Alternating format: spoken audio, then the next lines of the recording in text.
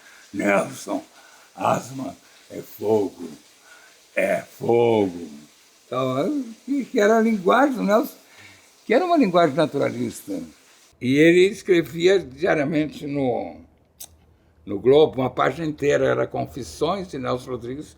Pô, tinha que ter fôlego para escrever uma página inteira de jornal todos os dias.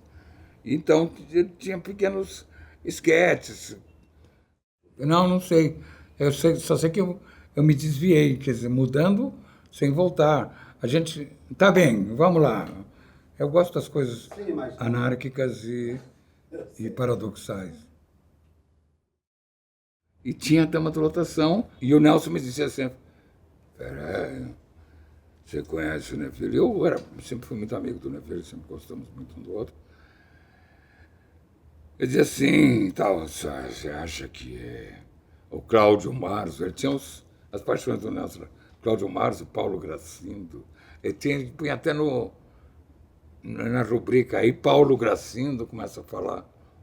E aí, chegar para os atores que ele tinha se inspirado para criar os personagens, e os atores diziam assim, eu não quero fazer.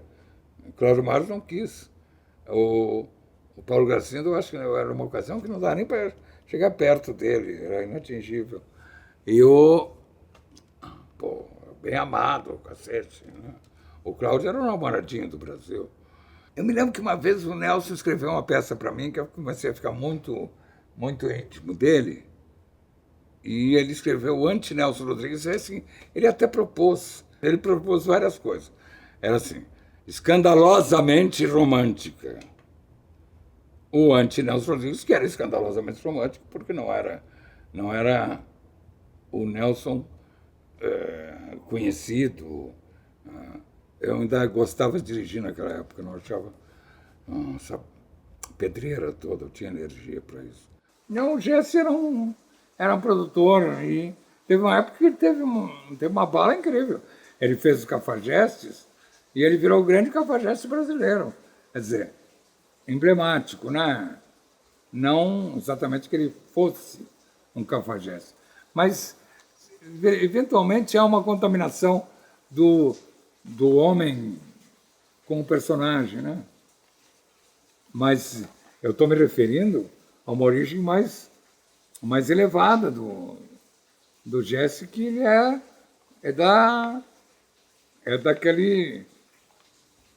daquela constelação rodriguiana, né?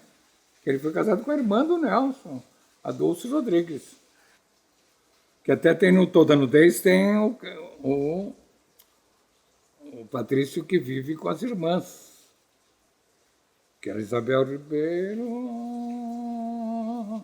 toda de luto o tempo todo. É levemente rodriguiano mesmo. A Dulce Rodrigues era uma família átrida. São aqueles gregos, os átridas, que têm destino trágico. At é negro, atroz, at. Tá certo, minha querida doutora Elza. A senhora me convenceu. O T-101 ainda está a caminho. É uma casa sem telhado.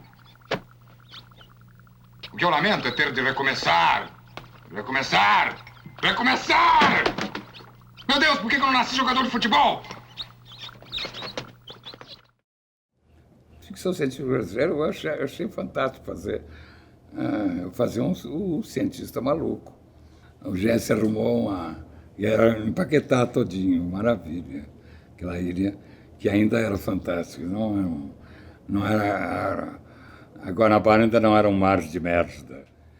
E eu fui com uma ressaca horrorosa e o Jesse, safo, falou assim, a gente só filma chutando para a plateia, e era conferência minha, chutando para a plateia as reações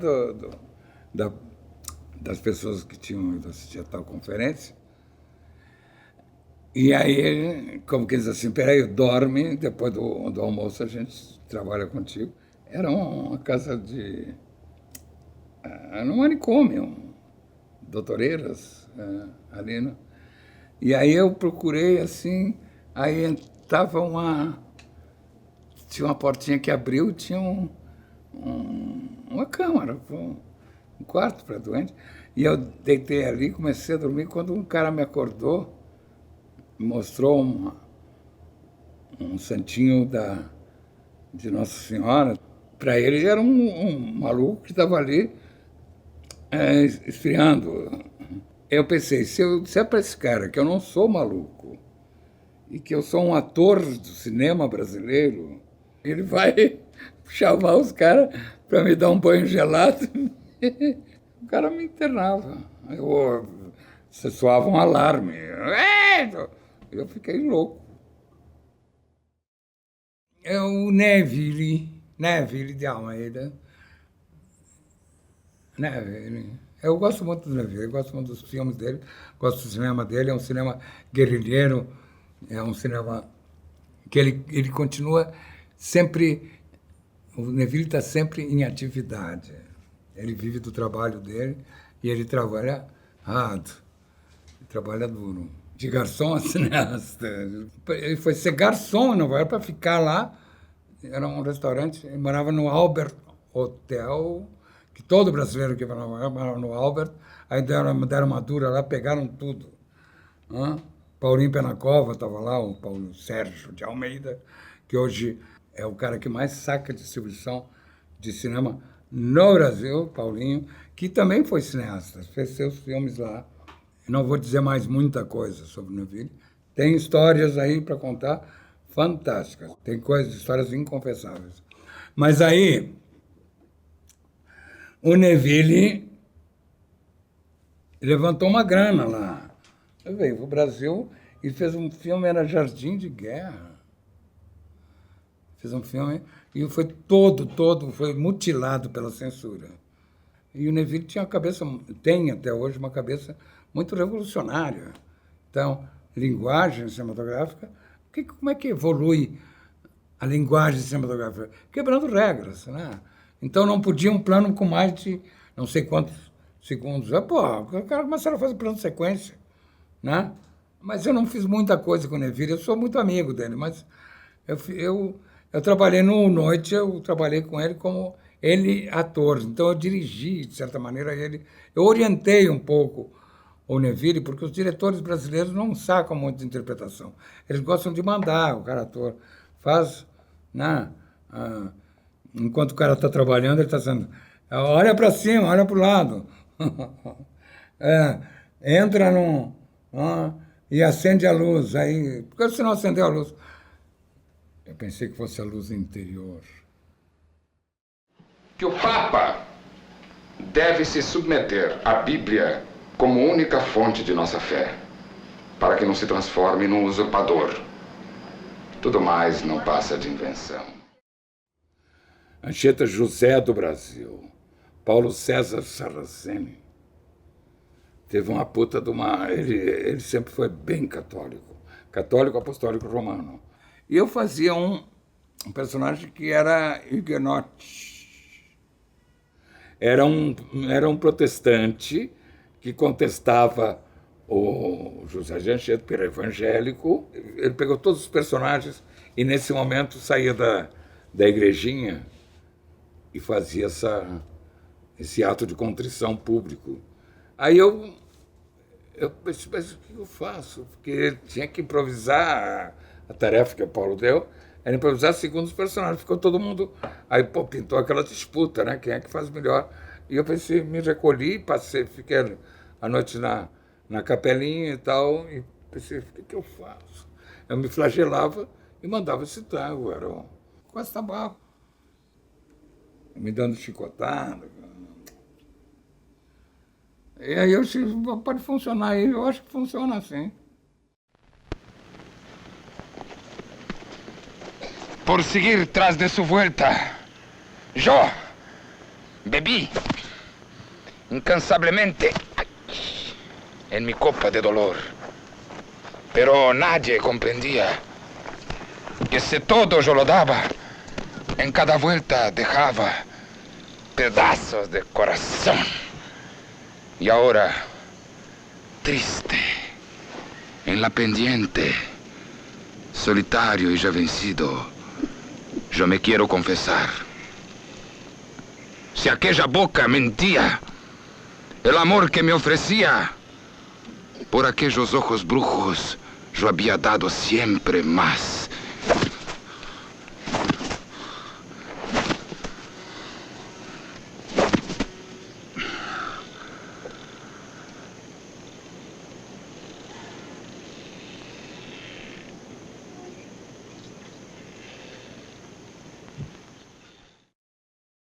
Era que bem entendesse, era cada um de per si. O filme era cinema novo, então valia tudo. Não.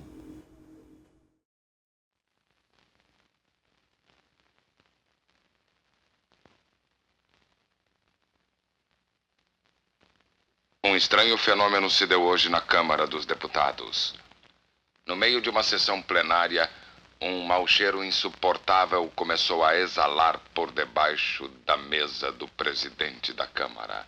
Operários cavaram um buraco no centro do parlamento e verificaram, terrificados, que se tratava de uma massa informe, imunda no centro de Brasília.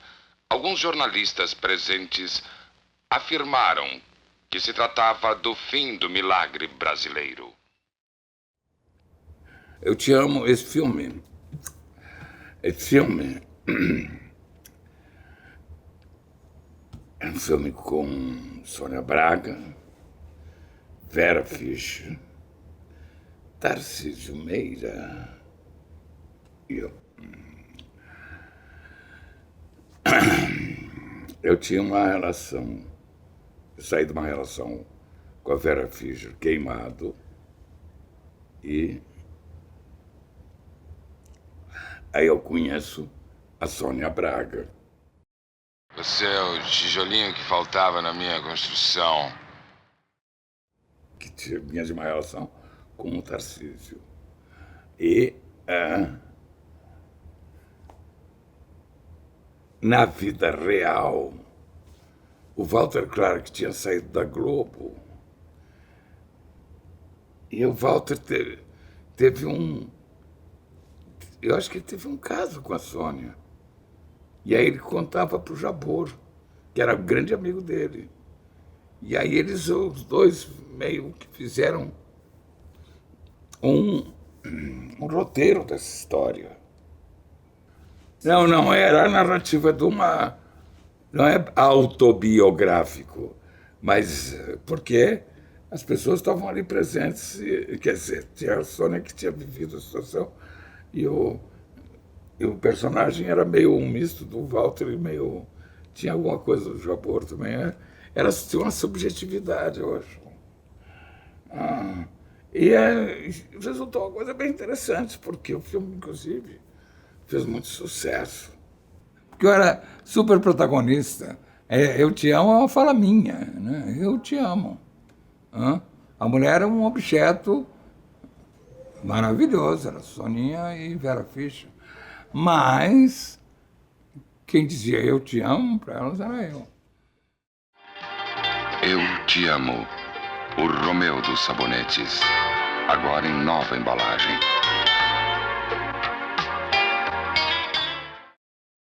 Eu e o Jabor, a gente era amigo. Eu ia muito num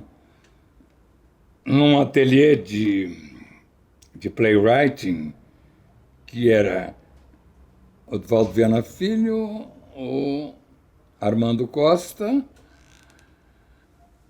e Jabor também era desse... Eu tinha Leãozinho, Leão Hirschman. Eles alugaram um apartamento que eles ficavam lá escrevendo. Eu já tinha feito Toda a Nudez com o Jabor. Eu era um ator meio darling, assim, da esquerda. Meio darling. Baixa essa arma, seu barqueiro. O que tem que se meter na vida dos outros? O fim desse Elias Rubio até vai ser bom pro senhor. Ele queria lhe matar. Deus sempre escreve certo por linhas tortas. E é até bom esse encontro fatal não acontecer, pois assim esses dois homens podem parar para pensar. Sagarana, Paulo Thiago, então, tinha uma rua lá na cidade, não, na cidade que foi feito Os Senhores da Terra, tinha uma rua que chamava Paulo Thiago. Enfim, ele era um capixaba, assim, Mal menino de boa família, mais uma vez. Ele gostava muito de Guimarães Rosa. Ele tem, inclusive, ele fez muito curta-metragem documentário antes, e eu conhecia ele porque eu falava nos documentários dele. Aí nós nos conhecemos, ficamos razoavelmente próximos. E teve esse filme Sagarana no Duelo, que era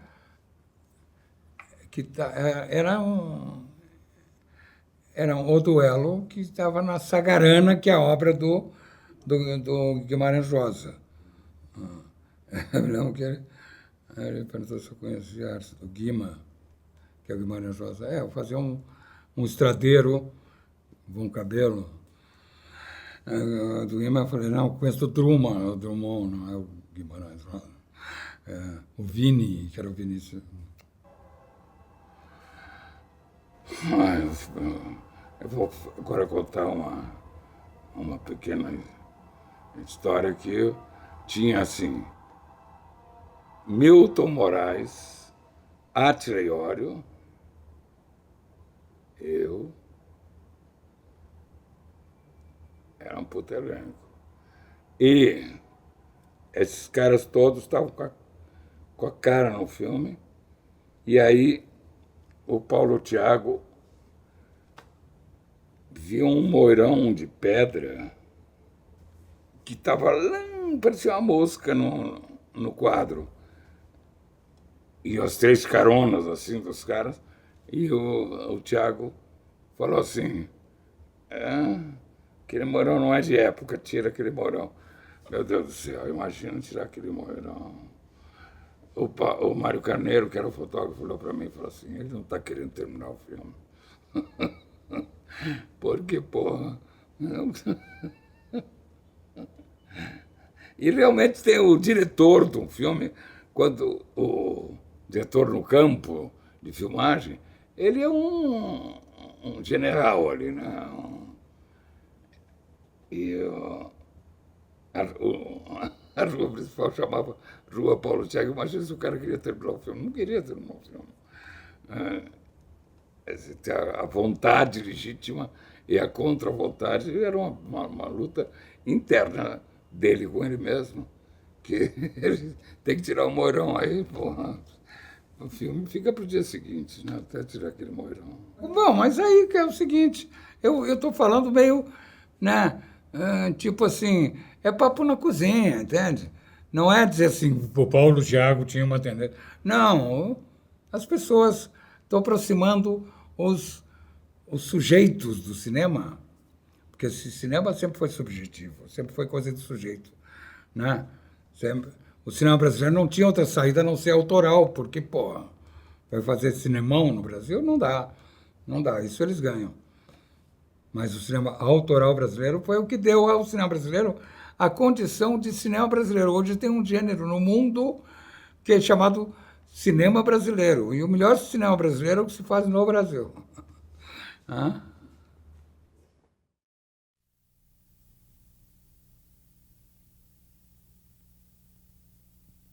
Vamos sentar? Também ele tinha essa mania de, quando ia fazer um filme, ele convidava muitas pessoas para fazer os personagens, às vezes pessoas comuns. Eu lembro que uma vez ele estava num banco descontando um cheque e ele olhou para o caixa e falou, jovem, falou para o caixa do banco que ele tinha uma cara para fazer um personagem, me convidou, e o cara acreditou. Eu gostava do Flávio, estava nem aí se eu fizesse ou não fizesse o filme. Aí o caixa do banco foi encontrar com ele e ficou abismado com essa possibilidade dele ser um ator de cinema. Já pensou, claro, já transferindo uma coisa hollywoodiana, mas não era cinema brasileiro.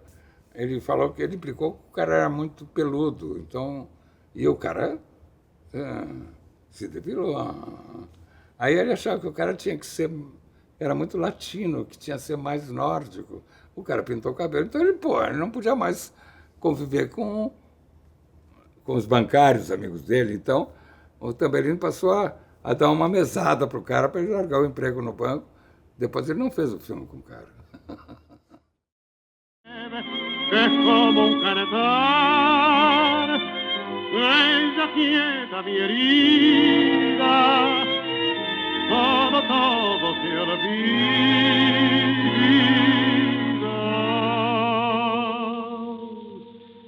El día que me quiera, la rosa engalana, se vestirá de fiesta. É escroto, mas eu amo. Se fosse assim, eu não reclamasse, não.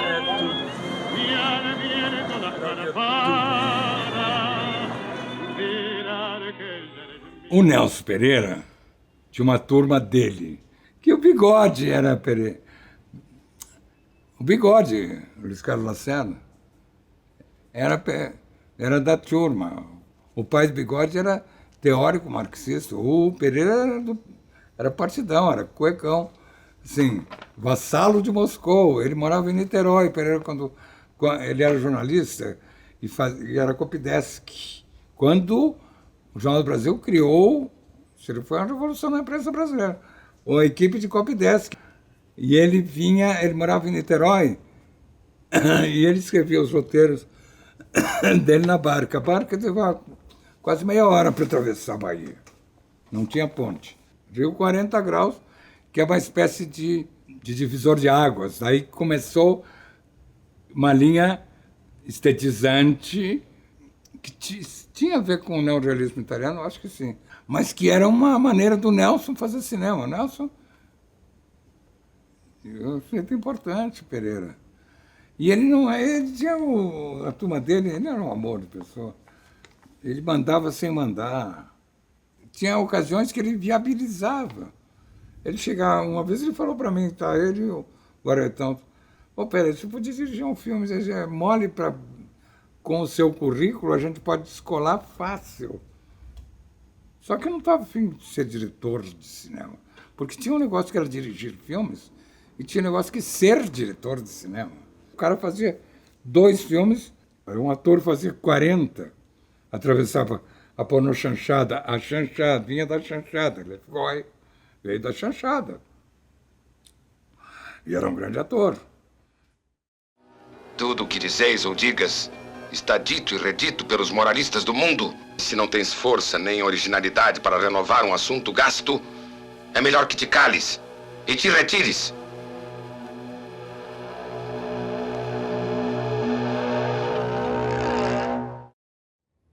Eu tinha um irmão que era meu irmão inesquecível, o Pingo, Carlos Augusto de Campos Velho. Morreu ano passado. E uma figura... Ele fez uma porrada de filmes. Eu vi um filme que estava o Pingo direto lá. Era 100% brasileiro, o filme do Zezinho 7. O Pingo aparecia muito, fazendo eu.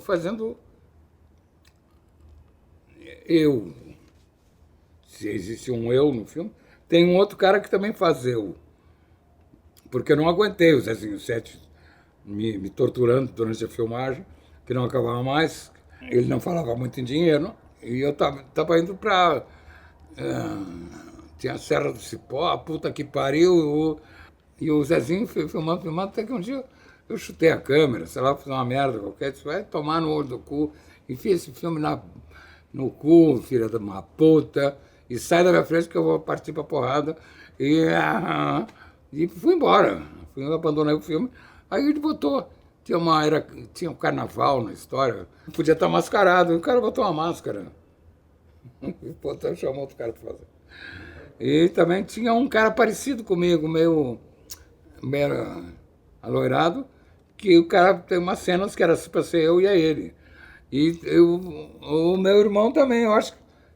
Eu vi ontem o filme, eu quase te telefonei, mas estava muito tarde.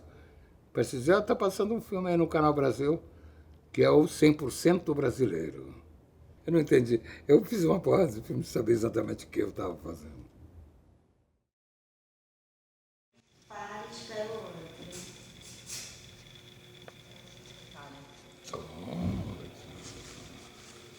Mas é muito pouca coisa. Ocidental! É mesmo alemão? Veio, tá louquinho. Hein? O velhinho tá louquinho. Ontem à noite, assim, a dona da casa tá muito louca. Que coisa. Aparecer, surgir, oriundo, ó. Por isso que eu... Ih! Vai lá, peraí, também é cultura. Eu tô escutando tudo esse ensinamento. Aqui, ó, tio. Esse óculos que é patriótico, ó. Veja, mano.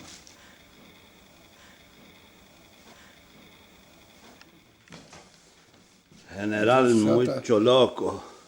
General muito louco. Louco. Sendo confeccionado ao vivo. Loco. En su total porteña soledad.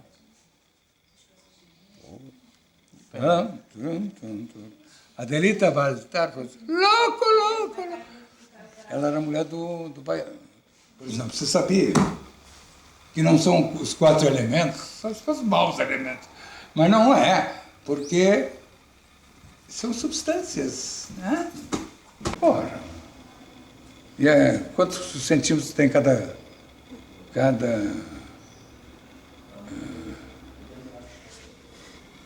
peraí, não. Agora foi-se todo saiu. E bicho, é um bicho ali. Porque, pô, também é o seguinte, tem que... o exercício do cinema, você pode idealizar, assim, eu vou fazer um filme, eu tenho um filme aqui no sovaco, tal, Axilas Filmes, a produção, o cara com aquele roteirinho e tal, mas filmar não é para qualquer um, não. Seca o seco de muito macho. Seca o saco. Sanca seca. Vai, o que mais? Não lembro. Mas peraí, é muito grande. Tá. 120 filmes. É participação de alguma maneira. Tá bom, né? Eu contribuí com essa história.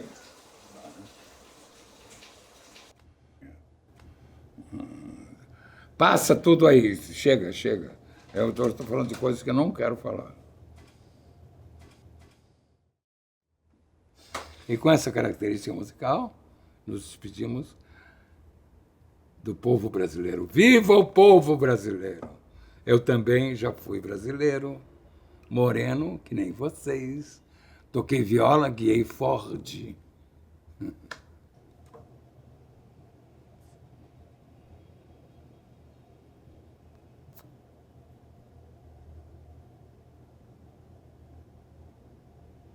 Bora. Finalmente chegamos ao fim. Essa despedida é boa também, cheia de beijinhos. Obrigado, beijinho, carinho, gatinho, fazendo gatinho. Vai te fuder, sou viado não. El día que me quiera, la rosa engalana se vestirá de fiesta con su mejor color. Y al viento las carpanas dirán que ella eres mía, y loca la forzana se cortará de tu amor.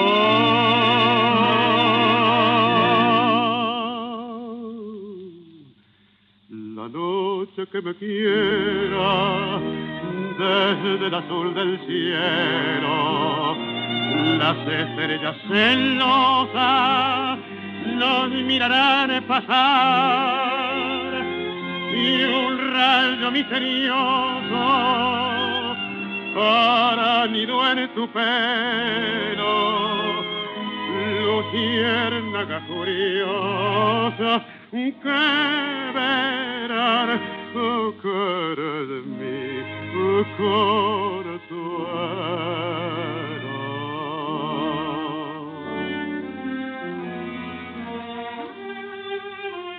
El día que me quiera no habrá más que armonía, será clara la aurora y alegre el manantial, traerá quieta la brisa, rumor de melodía, y nos darán las fuentes su canto de cristal. El día que me quieras endulzará sus cuerdas el pájaro cantor.